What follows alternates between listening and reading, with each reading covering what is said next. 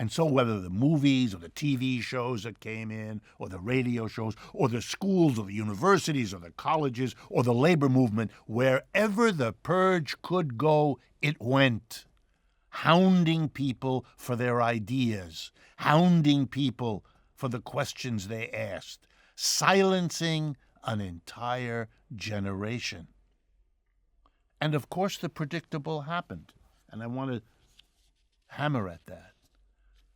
Killing off those leaderships, destroying the education of people in critical ways of thinking was very convenient. It made it possible for the next decades, the 70s, the 60s already, 50s, 60s, 70s, 80s, to be times of rolling back the New Deal, which we did. We let the minimum wage rot as prices went higher. The minimum wage wasn't adjusted. So the real effect was to reduce it. Government employment stopped dead in its tracks.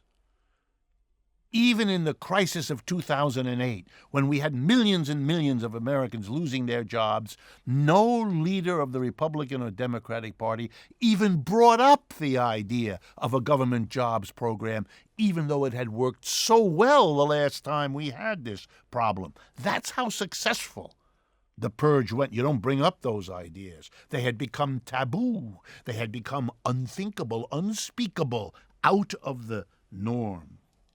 It meant that the people who were critical of America's adventures overseas, when to help big business we went to war or abused other countries or allowed our allies to do unspeakable things, like Saudi Arabia did a few weeks ago. Where were the critics? We didn't have them. They were afraid to speak. When poverty went nuts in America over the last 40 years, where were the critics? When the inequality of income in America exploded, where were the critics? They were afraid. They kept their mouths shut. They were afraid to see what was going on, or certainly to speak about it, for fear that they would be subject sooner or later to another purge like that horrible one they had lived through or heard from their parents about back in the late 40s and 50s. The impact was to weaken the labor movement, to weaken social criticism, to convert, for example, the Congress of the United States, the political scene, not to a debate between the people who appreciate and like capitalism on the one hand and those who are critical on the other. That'd be a healthy debate. No. None of that. We have people in Republican leadership and Democratic leadership whose job it is to outdo one another in celebrating the system as it is and demonizing critics. They're still doing that because they haven't learned the lesson.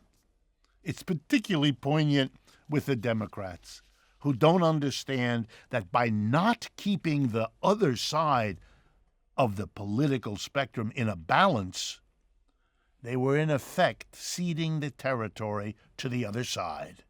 It was the part that could call itself American, having demonized the other part. For those of you who weren't alive then, let me tell you, in the 1930s, it went the other way. It was the capitalists who had brought us the Great Depression.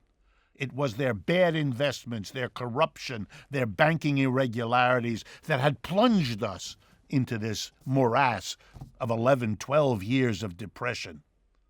They weren't heroes. They were crooks.